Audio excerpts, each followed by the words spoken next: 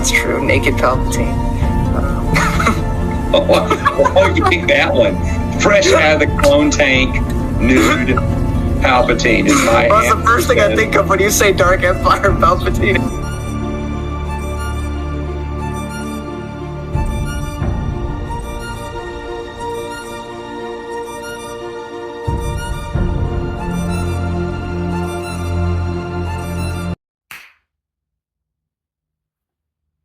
Welcome to the bleakest series of all time, because why wouldn't it be? We've got the Aspect Emperor, Book 2, the White Luck Warrior, and Baker continues to excel in everything that he does. It's a phenomenal sequel. It's arguably better than A Judging Eye. I still think overall I've loved the Prince of Nothing trilogy the most. For me, maybe that's because of Nair. I don't know, even though he's a terrible person, but he's one of my favorite characters. But again, in the span of 2 books, he's made fascinating new characters to explore, and themes continue to go, exploring a lot of things from free will to other topics.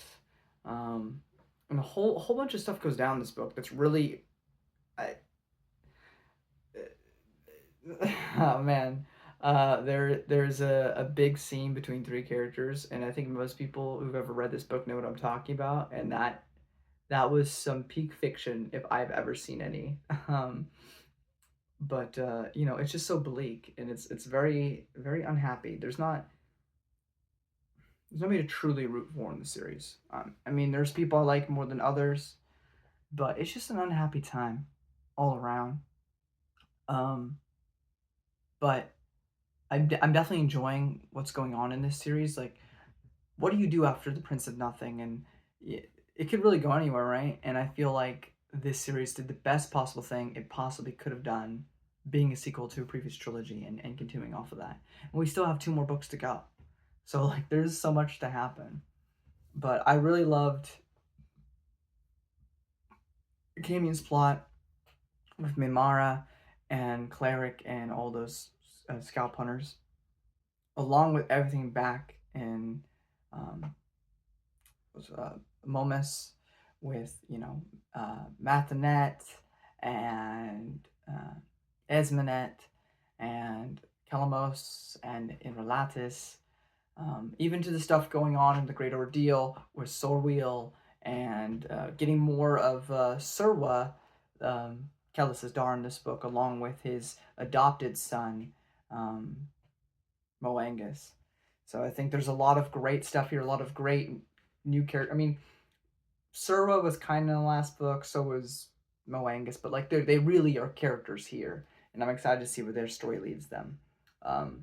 Like I said, the series is so bleak. Unlike Malazan, there's like no hope within this series, like there's definitely no way the series ends on a happy note, like, or even a hopeful note. Like I just don't expect it from Baker, but I guess we'll have to wait and see. So I've been very vague. I want to get into spoilers and talk about it, but obviously if you read the first book and you're curious about this one, it is a worthy successor. I think Baker continues to excel with the prose, and I think they get better with each book, and it becomes a thing of like, the stuff that goes on in these books. Like if it was not written as well as it was, I would drop it. I a lot of the stuff I feel really uncomfy. I mean, there's less of it in this book. I mean, there's some moments, but if it was any lesser person, I would bail. But I also, and I might loop back around to this by the time we finish the Unholy Consult. But I do wrap around, because I didn't really talk about this at all in the Judging Eye. But I did say in the Prince of Nothing trilogy that this world really feels like hell. And I'm going to get back to that when I finish the series as a whole, and I can determine that by and large. But one thing you really notice with this series, I mean, at least if I'm understanding it correctly, and I am a big dumb goober, I could completely and utterly be wrong, right? Like that's a complete possibility. But there is this sense, Kellis questions Prius a lot in this book. Prius returns. I mean, he's kind of the last book, but like he's really a character here again, which is nice to see. But he starts making, you know, Prius doubt everything. Kellis does. He starts just being honest, really. And there's a lot of thought-provoking things there. I know one thing Backer wants you to get out of this series is to doubt, doubt, doubt. And I'm all for that. You know, I mean, I think he's primarily directing that toward religious people. But my counter would be, do you ever doubt your doubts? Because make sure you're doing that too. Because certainty in your uncertainty is also certainty, which is a slope that you can get yourself into. So, I'm not saying your God doesn't exist. I just lack belief. But I'm going to go and do debates about why God doesn't exist. But he could exist. And I get really angry about stuff, but I don't care about it whatsoever. Sound like some people? Rest in peace, some of them. Like a British guy with a phenomenal voice, but then when you actually like read what he says, like verbatim text form, it's a whole lot of rhetoric. Kind of like Kellis, actually. Anyway, there's a lot of fascinating discussions there between the two of them. But one thing you also, if you're paying attention, a lot of it seems like, because something, slight spoiler, something Kellis claims to Prius is that God is indifferent and God doesn't care. But I would argue for this series, that's not enough. I bet the God of the universe, if there is one that created Irwa, I guess our Scott Backer, because he's the one that's making all this happen to all these characters, then yeah, there's a bit of maliciousness to it.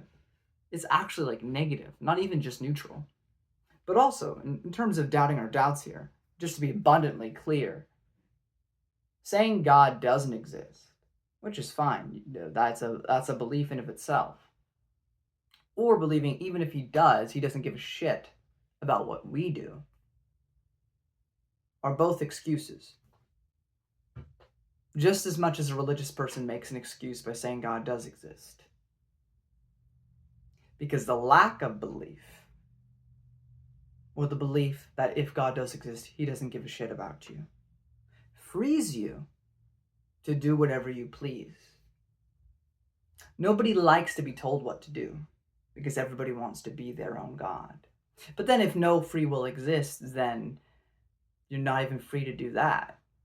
Ultimately, any argument you may have with a religious or non-religious person is forfeit already, because no matter what you argued, they were always going to believe what they were going to believe, you're always going to believe what you were going to believe, and there was no way to change it. And they're not wrong for believing this way or belong for believing that way. Look at all the stuff going on with politics. We're not going to get into specifics, but how can you get mad at anybody? Like, logically, if everybody from eternity past was determined to do the things that they do.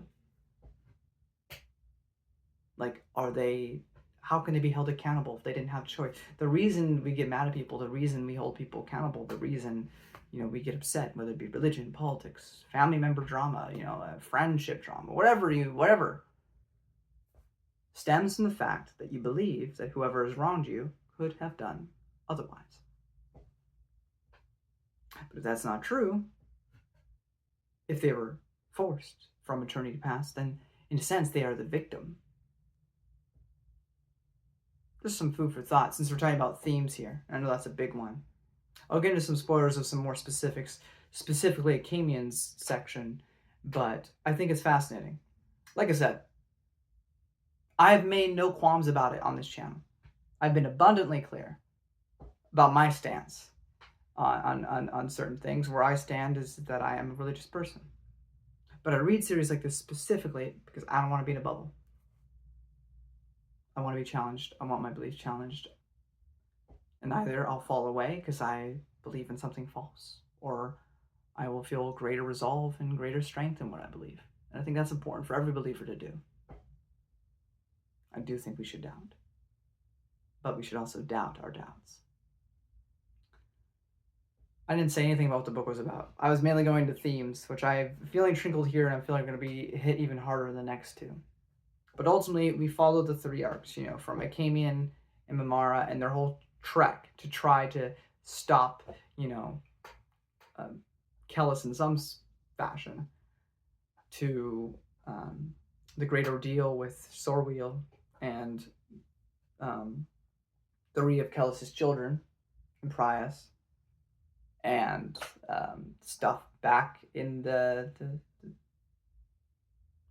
capital, the kingdom, wherever, Kellis's seat of power is, typically where Esmenet is being in charge of everything right now. And all 3 plot lines have amazing things going down in them, and I can't talk about it without spoilers. But it's phenomenal. It's great, and I do recommend it. I'm going to get into spoilers. If you don't want any of that, you know where the door is. If you don't care about spoilers, if you read this already, then stick along. So the book begins 2 days after the Judging Eye.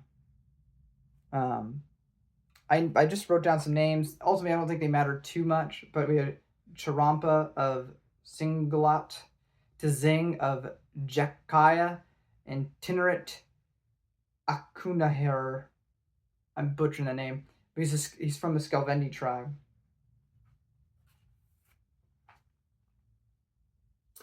Kellis and Prius, they get like these intimate scenes together where they're talking, and there's always a question in my mind: how much of this conversation is genuine, if only on Kellis's part?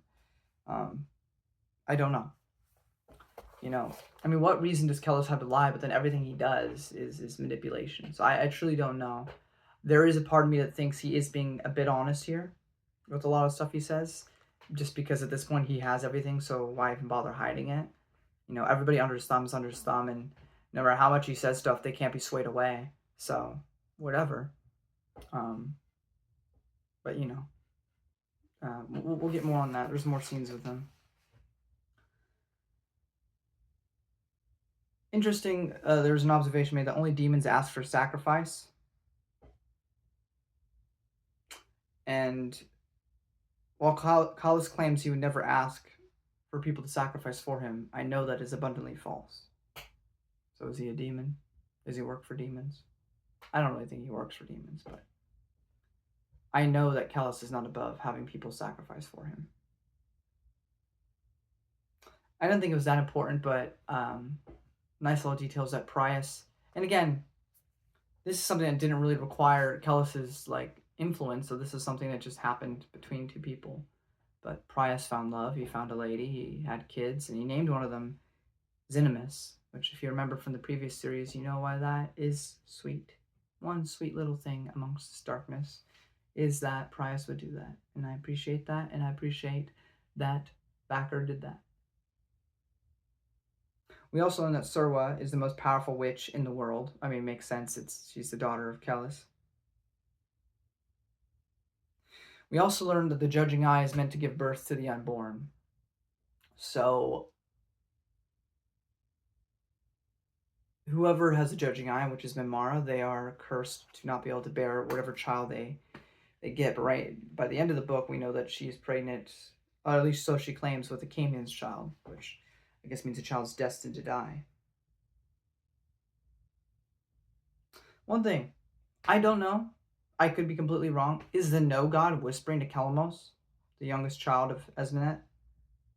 Something I was thinking about. Fantastic scene between Inralatis and Kelamos, who is the youngest brother and one of the older brothers. Now they claim, and I think there's a bit of truth to this, because he's a bit mad.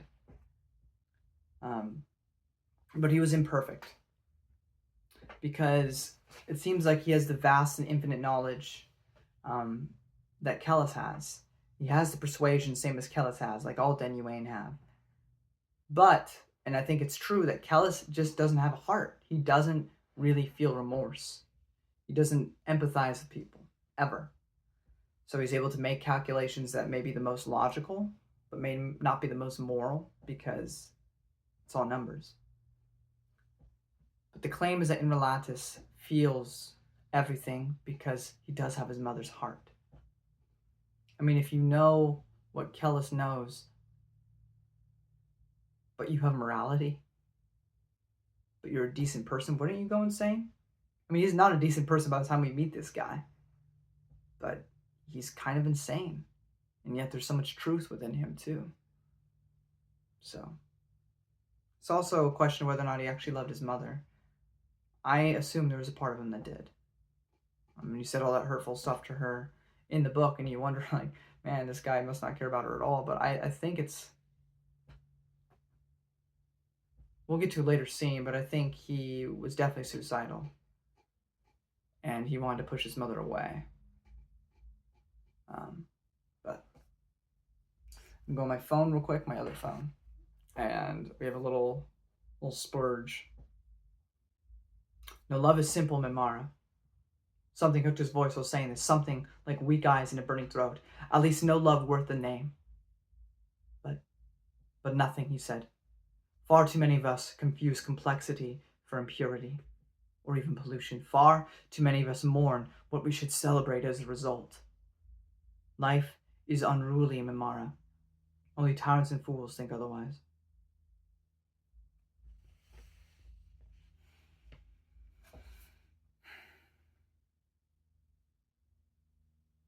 Soma tells, one of the scalping gang tells Mimara to kill the captain, which is interesting. He's a skin spy, we also learn. So why is he saying that? Well, I mean, I know, it's a rhetorical question, but we'll get there. Kellis calls out Prius, but maybe doubts himself. I don't know. I think there's a bit of Kellis that doubts whether what he's doing is actually going to succeed or not. But it's too hard to tell with him, because you can't really trust anything Kellis says. It's kind of like the boy who cried wolf. Even if he's being honest here, he's been such a manipulative little poophead throughout the series that I can't trust anything he has to say. What also is interesting about this book is that we have Sorrel being used by another god to kill Kellis. And, like, what's cool about him is that he's literally just being himself, but whatever this god is doing, the Den Yuan can't read him correctly. So he can just straight up lie to their face about how he's feeling, and they can't tell. They can't read his facial features to best manipulate him. So you get to see more honest versions of these characters through it, you know? So I think that's kind of interesting. A fantastic and powerful scene when Esme goes to see Imralatis, her son. Oh my god, man. Like, that's... Some of the best writing of the entire series happens here. With anything with Imralatis. We did not get enough of Imralatis, let me tell you. This guy was incredible. But also, like, Kellis, as he knew he was going to have these kids, he taught and kind of warned Esmenet about how to not be manipulated by the Den Yuan. These are the tricks to avoid it. Literally cheating, how to cheat himself. He showed her the things he taught her for her children can also be applied to Kellis. That was cool. I also wrote, just an observation, I think Imralatis is Kellis, but honest, is really the only difference. And he has a heart. And then we get the big one, the grand crescendo. Because of everything that Kalomos did in the previous book, now there's all this suspicion of Mathenet. Whether or not it's true or not, ultimately doesn't matter. But the Sharia, the 1,000 temples, whatever, he, has to be interrogated by his own nephew, essentially, by Imralatis. And Kalomos is there too. So they have this great dialogue. Kalomos is mostly just there in the background, kind of scared, watching. So it's mostly an exchange between Imralatis and Mathenet, both Den Yuan, both trying to read each other and best manipulate one another, but they can't, because it's like kind of like a neutrals out.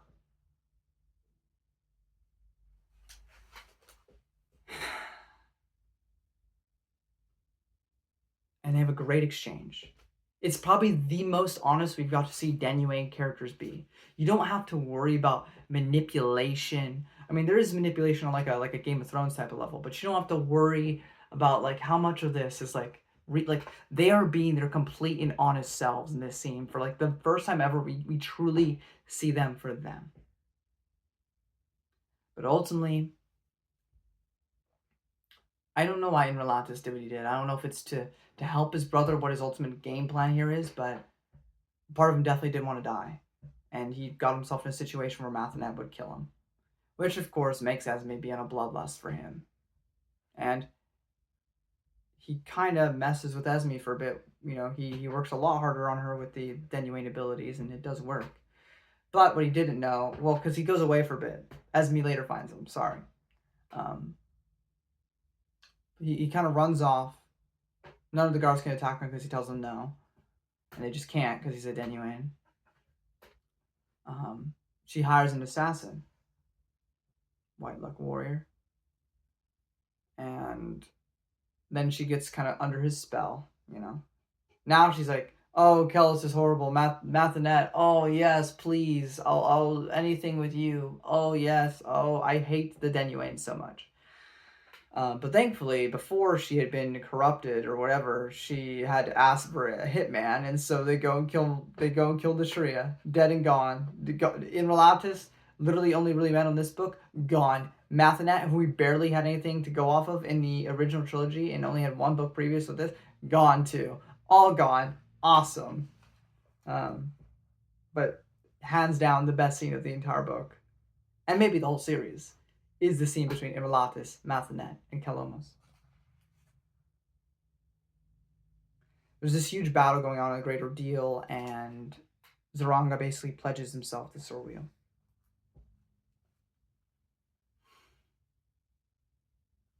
And again, there's some interesting scenes between Sorwa and Sorwheel in terms of, it seems like there is a slight amount of compassion within Sorwa. Or if it's there, it kind of gets tempered down by the Denuane-ness, you know, like she kind of like stomps that out of her. But there are moments of vulnerability where she seems genuine. Again, that could be manipulation, but seeing as how it doesn't seem like Sorwheel can be manipulated right now, I'm gonna take it as just legit. And again, this is the big thing of this book, and I guess I'll mention the stuff later on. But free will in reality versus fantasy with the Denuane, naturalism versus spiritualism.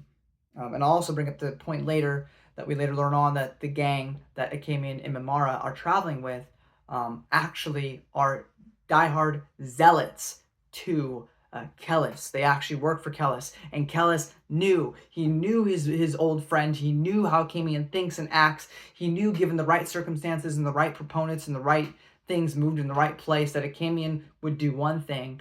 And so ultimately it all went according to Kellis's plan. He wanted Akamian to be doing everything he's doing right now.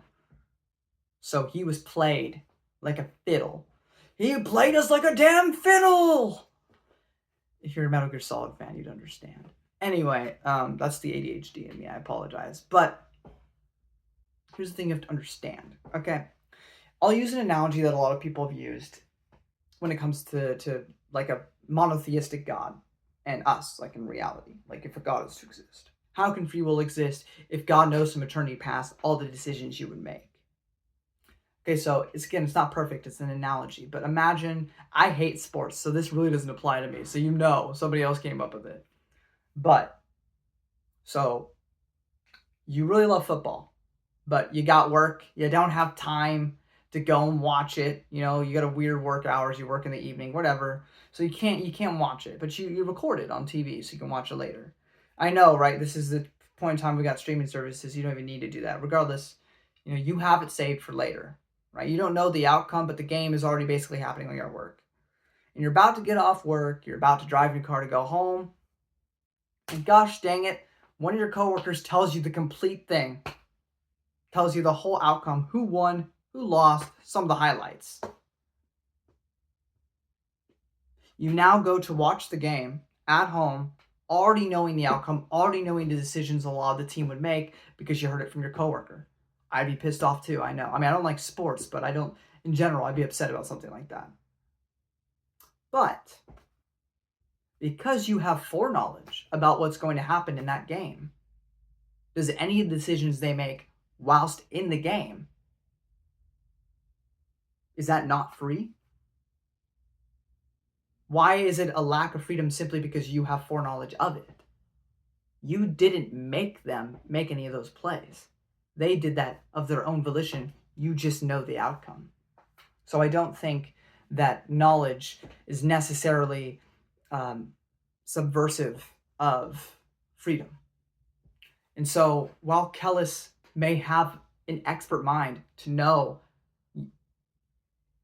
very heavily, like I'm sure he wasn't 100% certain, but he was fairly confident that if he put these factors in place, that Akamian would make these decisions that he makes. That's still Akamian's free will. The only time free will is directly circumvented in this series is when they're actually talking to you. When a Denuane is speaking to you. But even then, we know at the end that Akamian denounced Kellis. Now maybe that's exactly what Kellis wanted. I don't know. But it seems like without Nair, he would have been completely under the thrall of Kellis. He still would have been serving Kellis at this point. At least as far as these two books are concerned. Maybe the next two completely changed my mind on that. But as far as this book's concerned, Akamian had the freedom to do that. He was broken of the spell. But again, in fantasy, it's also different. Like, they have these supernatural powers. I don't know why people have to make a god so weak as to be constrained to have to puppet string everything. I think it would be more impressive if a god was able to accomplish all his plans despite people's freedoms.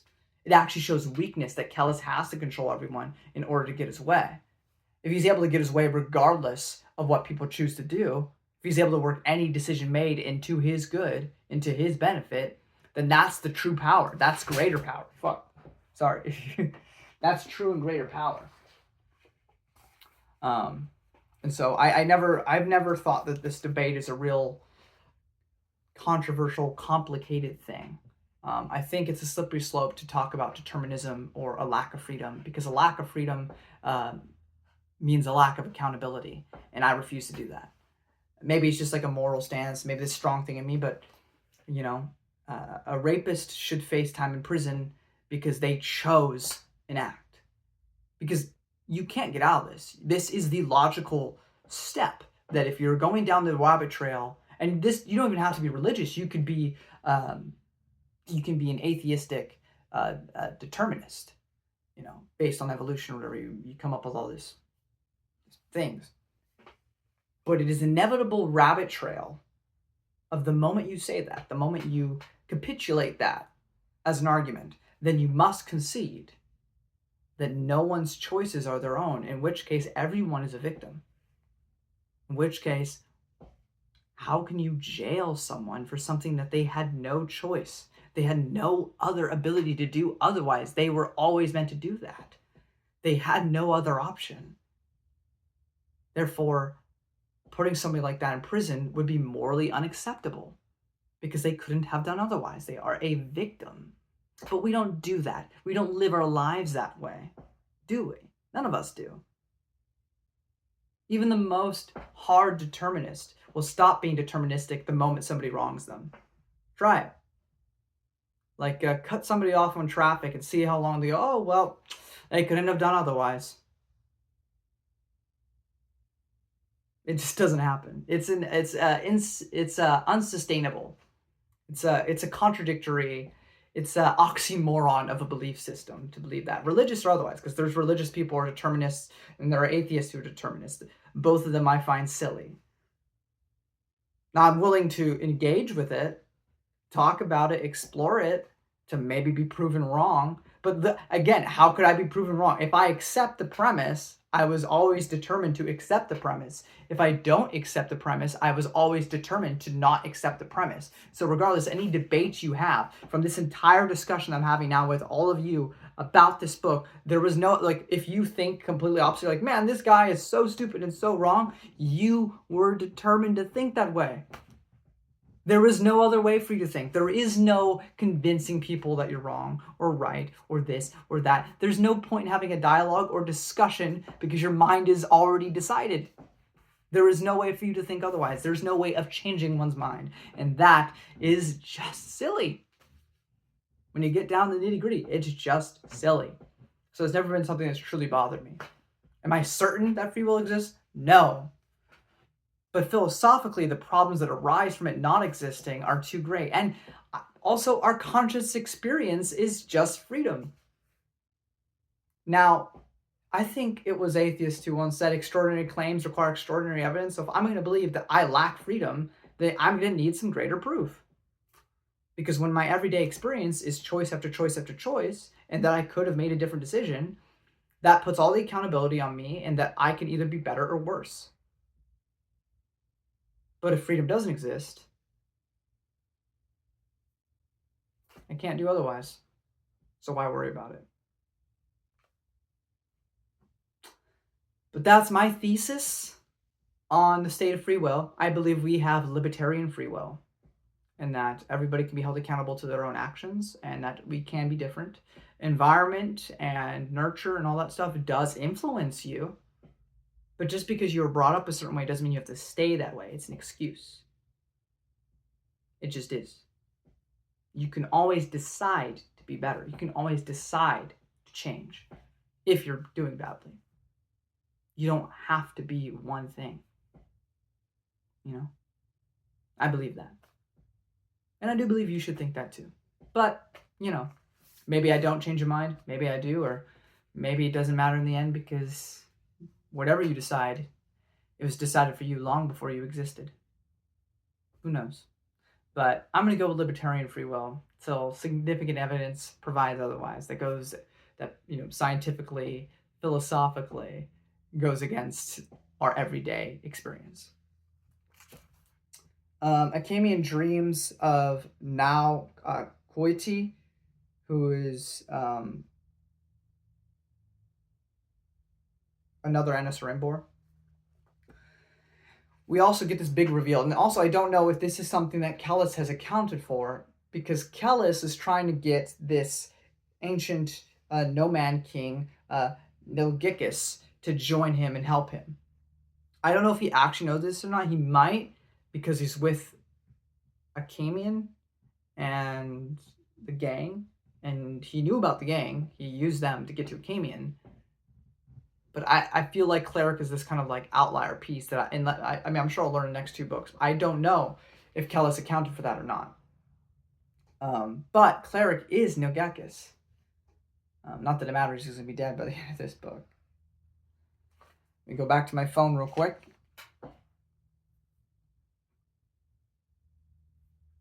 Ignorance was trust. Knowing was deception. Questions were the only truth. This was the resolution that arose out of his first days of captivity, to notice everything, to question everything, to take no knowledge for granted. This was why his aggression wilted so quickly, why a kind of fatalistic calm claimed his soul, why he began waiting. I live because Kosater needs me, he would remind himself. I live because of things I cannot see. Of course, the absurdity of all this pondering was not lost on him. A captive of men without scruple or pity, scalpers, a captive of his foes, Kellis, far more than his life, he knew, would be decided by this forced march across the dredge of the Astuli. And yet here he was, whiling away the watches, pondering philosophical inanities is a big word, and I'm a big stupid guy. It's a good quote, though.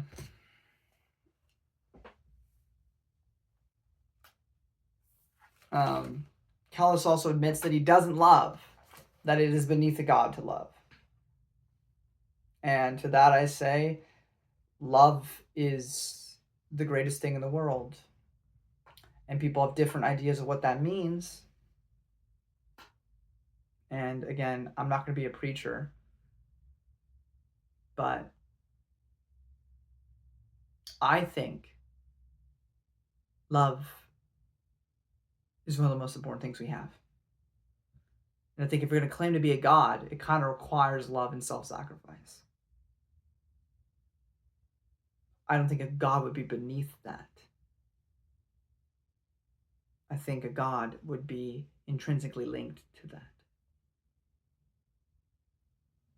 And that's a deeper discussion for a different video that I'll probably never make, because I try to keep this about books. But I think that's a silly and absolutely wrong assertion on his part. Moving on. Surwa and Moangus are having sibling sex. To be fair, they're not related, but still. I mean, listen, this is 2025. This is the same world we live in, where people were all for Iris and Barry Allen on the Flash CW show. And it's like the same sort of premise. They grew up together as siblings. And I'm supposed to be like rooting for them getting married? I understand they're not related in the slightest. Still icky though. Whatever. Also, Calamus, the little kid, he's eating people now? He's eating people? He's eating people now? He's sniffing his mother's, like, I don't know, sweat stains or whatever from her empress seat? Like, this kid, what is with this kid, man? Yeah, and around this time is when the assassin kills Mathonet. And we jump back to Camion and the cleric, and we get, I honestly thought these just didn't exist in the world of Urwa. I thought we were just going to completely miss out. But from Philip Chase to R. Scott Bakker, we've got dragons. And, of course, we deal with Watiet, who is the father of dragons, blind but ever powerful. And we get a very sort of Mines of Moria meets the desolation of Smog. But again, it's under this atmosphere of darkness. And this again where I kind of circle back to the idea that honestly, I mean, obviously, I don't think R. Scott Bakker's a good guy. He actually seems like a really chill guy from the few interviews you can find online of him. Like, I would love to take this guy out for dinner, pay for a meal, and just shoot the shit. Just talk about stuff with this guy. But in terms of in-universe God, because obviously he's the God of the universe because he wrote these books, right? And in a book sense, it is completely determined because he's writing the story, of course. That's a different thing. Where the characters most definitely do not have free will because they're at the mercy of the author. But in terms of in-universe, if there is a creator of Urwa, if there is a creator of the universe, it is something evil. And this is where, again, I warp back to my idea from the Prince of Nothing trilogy that Urwa is hell. Hell, and again, this is a whole thing. Most Western media has turned hell into this burning place of torment and destruction that Satan has control over, even though Satan has no control over it. And it's also, and I do have a point here, but people always say, they mention the burning in hell, and Jesus even says, he mentions fire and brimstone, but he also says a place of eternal darkness. How can it be a place of eternal fire, which emits light, but also have eternal darkness? Because it's called metaphors for this place. Because Jesus also said, I'm the door. I don't think any of us are meant to think that he's like a walking, talking door that you open and close, right? It was a metaphor. So in the same way, hell is, at least in terms of the Christian belief, and again, I have a point to make about the series. I'm not trying to preach to you, okay? I'm getting there, okay? This is for people who didn't watch my previous videos. But hell is separation from God. And under the Christian belief, everything good that you do, every greatest part about you, all the kindness, all the love, are reflections of the Creator, okay? And so, and it doesn't matter whether you believe him or not. These are just kind of innate within you because you're made in the image of God. So hell is separation from God. Because like a good person, like all of you here, imagine you're a girl and I really, really like you, okay? And you're like, but I don't, and I don't want anything to do with you. Please respect that. You go, no, I need you to love me. You go, but I don't want you to. But and I respect your decision and I'll leave you alone forever. Because people always say hell is this bad thing, right? Like, how could somebody let me suffer and torture forever? But wouldn't it be worse if you said, I want nothing to do with you all my life, and then I force you to be with me for eternity after this life? I feel like that's more evil, right? Sounds like something from R. Scott Bakker's work. Getting I'm not going to go there, but, for an eternity from somebody you didn't want. Instead, he respects your choice and allows you to be set apart from him because hell is separation from God. So then, if you're separated from God, and if all the goodness that you have, whether you recognize it or not, comes from God, and all that's zapped away, and you're left with all your worst aspects of yourself, an aspect emperor, kind of, and you're stuck with people Because hell is just separation from God. That's all it is. It's just a place where God does not exist. So you're left with all your worst aspects. And imagine millions upon millions upon billions of people living together, and you're all terrible because all the goodness you had has been evaporated. So to loop around, this series continually feels like that. Sure, people have sparks of goodness, but it immediately gets shot down every single time. Every character does it to some extent or another. And that is why I feel like this series is hell itself. That Urwa is that. And that if a God does exist, he is not only indifferent, it's worse than that, he is malicious. It wants all of his creations to suffer. And maybe I'll be proven wrong, but so far that's the vibe I'm getting. So when I hear this dragon speak things and say things, it makes me think, wow, this is a terrifying thing. This is a thing also of beauty, though, with how big it is, But it also can't compare to whatever created it. But, some series, you see something like a dragon, it's this majestic beauty, this sign of grace. But here you just have more depth of depravity and darkness with this dragon. So I can't help but think, for the world of Urwa, yeah, if a God exists, it must be terrifying. It must be evil. Any kindness in this world is immediately snuffed out. So that's my philosophical fan theory on the world of Urwa just being hell itself. Cleric and Akemian, they fight together to get out of there, and they do manage to survive. They get out of that situation. And we end the book with Akemian and Mimara finding a shawl. I think where we began, right? I think that's what the prologue was in The Darkness That Came Before. When Kellis was a little kid. Wasn't that in Ishal? Where all this started with the Den Yuan and all this stuff? I think so. I could be wrong. But still, the Den Yuan place of origin. Akemian and Mimara are now there. What will happen? I guess we'll have to read The Great Ordeal and then Holy Consult to find out. But that's pretty much it, guys. Listen, I get real big philosophical and do all this big shebang when a book is really meaty and really good and gives me things to actually discuss. So sometimes I kind of just breeze through the plot and then I drop it. Talking to you all the time. Sorry. But this book is great, okay? That's what I'm telling you. I love this book. It is so good. The series is fantastic. R. Scott Baker, whatever, is a genius. Like I said, while I may not disagree or agree with everything that sort of conclusions he's trying to draw from this series, and I'm not even sure I fully understand his conclusions, but I'm just saying, like, no matter what, I respect this guy so much, and I will never in a million years be able to write anything close to what this man does. So major props to him. And of course, the only reason he's not like a household name in fantasy is because of the subject material involved. But oh my gosh, he has to be like a top 10 fantasy author of all time. From prose to story to world building.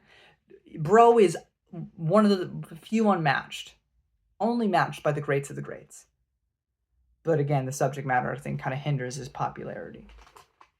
But it's fantastic, and I do recommend it. So please go read this book. I'm really going to go read The Great Ordeal. So I'll talk to you when I finish that one.